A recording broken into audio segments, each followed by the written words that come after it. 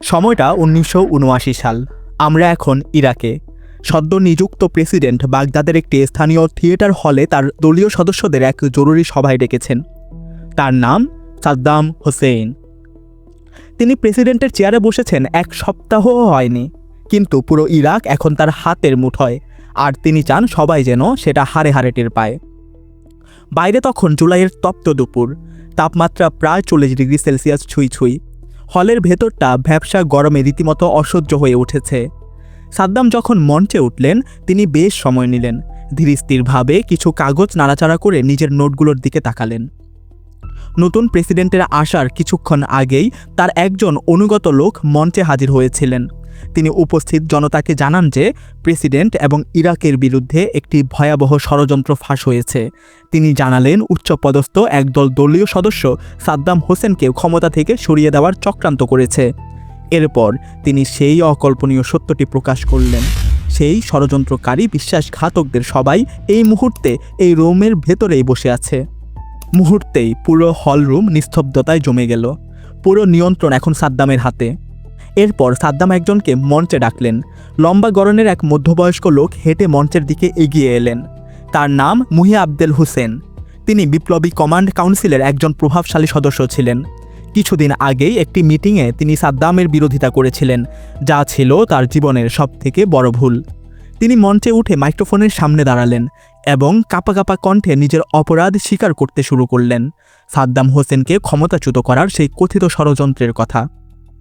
ততক্ষণে সাদ্দাম মাইক্রোফোনে ঠাসা একটি লম্বা টেবিলের পাশে গিয়ে বসলেন এবং আয়েশ করে একটি মোটা কিউবান চুরুট জ্বালালেন। মঞ্চে দাঁড়িয়ে মুহি বলছিলেন, প্রেসিডেন্টের বিরুদ্ধে ষড়যন্ত্রের মূল হোতা আমিই ছিলাম। আমি অন্যদের এই চক্রান্তে যোগ দিতে প্ররোচিত করেছিলাম। কিন্তু এই প্রতিটি শব্দ ছিল ডাহা মিথ্যে। মঞ্চে দাঁড়িয়ে তিনি যা যা স্বীকার করছিলেন তার কিছুই সত্য ছিল না। আসলে সাদ্দামের লেলিয়ে দেওয়া বাহিনী তাকে অমানসিক নির্যাতন করে এই স্বীকারোক্তি দিতে বাধ্য করেছিল।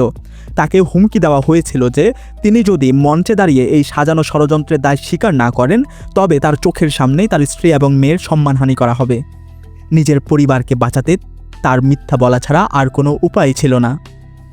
মুহির কথা শেষ হলে সাদ্দাম আবারও ফ্লোর নিলেন। সাদ্দামের চোখে মুখে কোনো তাড়াহুড়া নেই। তিনি চুরুটে লম্বা এক টান দিয়ে হলের সবার কাছে জানতে চাইলেন এই বিশ্বাসঘাতকদের কি শাস্তি হওয়া উচিত। এক মুহূর্ত থেমে তিনি নিজেই উত্তর দিলেন, আপনারা জানেন এর উত্তর কি? তলোয়ার বা মৃত্যু ছাড়া আর কোনো পথ খোলা নেই। হলের ভেতরে থাকা আতঙ্কিত দলীয় সদস্যরা তখন প্রাণ বাঁচাতে মরিয়া হয়ে হাততালি দিতে শুরু করলেন। এছাড়া তাদের আর করারই বাকি ছিল। সাদ্দাম তখন উপস্থিত সবার উদ্দেশ্যে একটি নির্দেশ দিলেন, আমি যখন আপনাদের নাম পড়ব, আপনারা নিজ নিজ জায়গা থেকে উঠে দাঁড়াবেন, দলের স্লোগান দেবেন এবং রুম থেকে বেরিয়ে যাবেন। এরপর তিনি একে একে নাম পড়তে শুরু করলেন। যাদের নাম ডাকা হচ্ছিল তারা ফ্যাকাশে মুখে উঠে দাঁড়িয়ে স্লোগান দিচ্ছিলেন এবং তাদের হলরুমের বাইরে নিয়ে যাওয়া হচ্ছিল। দরজার ওপাশে তাদের জন্য ঠিক কী অপেক্ষা করছে তা তাদের বলা হয়নি, তবে তারা সম্ভবত মৃত্যুর পদধ্বনি শুনতে পাচ্ছিলেন। অধিকাংশ মানুষই যন্ত্রের মতো নির্দেশ পালন করেছিলেন। তবে একজন লোক নিজের নাম শুনে চরম বিভ্রান্ত হয়ে চিৎকার করে উঠলেন, আমি তো কিছুই করিনি। সাদ্দাম তার দিকে তাকানোর প্রয়োজনও বোধ করলেন না। তিনি কেবল ঠান্ডা মাথায় সেই একই কথার পুনরাবৃত্তি করলেন, আমি নাম পড়লে উঠে দাঁড়াবেন, স্লোগান দেবেন এবং বেরিয়ে যাবেন। এরপর সেই লোকটিও মাথা নিচু করে রুম থেকে বেরিয়ে গেলেন। সাদ্দাম এভাবে ৬৮টি নাম ডেকে শেষ করা পর্যন্ত থামলেন না। সবশেষে তিনি হাসলেন এবং হলে উপস্থিত বাকিদের তাদের আনুগত্যের জন্য ধন্যবাদ জানালেন। তখন সবাই যেন হাঁফ ছেড়ে বাঁচলেন এবং আবারও মরিয়া হয়ে সাদ্দামকে অভিনন্দন জানাতে শুরু করলেন।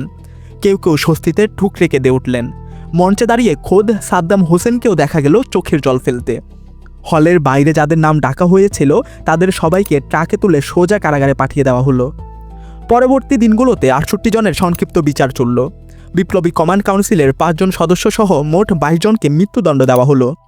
সাদ্দাম এই দণ্ড কার্যকর করার জন্য তার বাথ পার্টির সাধারণ সদস্যদের মধ্য থেকেই কিছু লোককে জল্লাদ হিসেবে বেছে নিলেন। যদিও তাদের কেউ পেশাদার জল্লাদ ছিলেন না। তাদের সেই ভবনে নিয়ে আসা হলো যেখানে বসে ষড়যন্ত্রকারীরা সাদ্দামের সরকারকে উৎখাত করার ছক কষেছিল বলে দাবি করা হয়েছিল। এরপর দণ্ডিত ব্যক্তিদের পাশের উঠোনে টেনে আনা হলো এবং চোখে পট্টি বেঁধে হাঁটু গেড়ে বসানো হলো। প্রতিটি অনভিজ্ঞ জল্লাদের হাতে একটি করে অস্ত্র তুলে দেওয়া হলো। এবং তাদের সামনে একজন করে বন্দি বা ভিকটিমকে দাঁড় করিয়ে দেওয়া হলো। যখন তারা তাদেরই প্রাক্তন দলীয় কমরেডদের খুন করার প্রস্তুতি নিচ্ছিলেন, তখন ভবনের বাইরে থেকে ভেসে আসছিল বিশাল এক জনতার চিৎকার। সাদ্দাম নিশ্চিত করতে চেয়েছিলেন যে তার অবাধ্য হওয়ার পরিণাম কী হতে পারে তা যেন সারা বিশ্ব জানতে পারে। কিন্তু সবথেকে বড় কথা, তিনি তার অনুগতদেরও তারা রাজি থাকুক বা না থাকুক এই খুনের ভাগিদার করতে চেয়েছিলেন। সাদ্দাম নিশ্চিত করতে চেয়েছিলেন যেন মৃত্যুদণ্ড কার্যকর করার ঠিক একই সময়ে বাইরে একটি বড় বিক্ষোভ সমাবেশ চলে। হাজার হাজার ইরাকি তখন প্লেকার্ড আর পতাকা নিয়ে নতুন প্রেসিডেন্টের জয়গান গাইছিল এবং বন্দীদের ফাঁসি চাইছিল।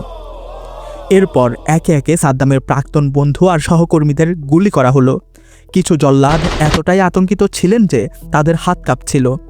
লক্ষ্যভ্রষ্ট হওয়ার কারণে তাদের কয়েকবার গুলি করতে হচ্ছিল। দৃশ্যটি ছিল অত্যন্ত বীভৎস, কিন্তু সাদ্দাম হোসেন এতে ভীষণ তৃপ্ত ছিলেন। তিনি মনে মনে ভাবছিলেন, প্রেসিডেন্ট হিসেবে তার পথ চলার এটি এক দুর্দান্ত শুরু। আর এভাবেই ইরাকের নতুন প্রেসিডেন্টের প্রথম রক্তক্ষয়ী ফরমানটি কার্যকর হলো। এরপর তার পরবর্তী লক্ষ্য কি হতে পারে? Ago, Saddam Hussein started this cruel war against Kuwait. Tonight, the battle has been joined.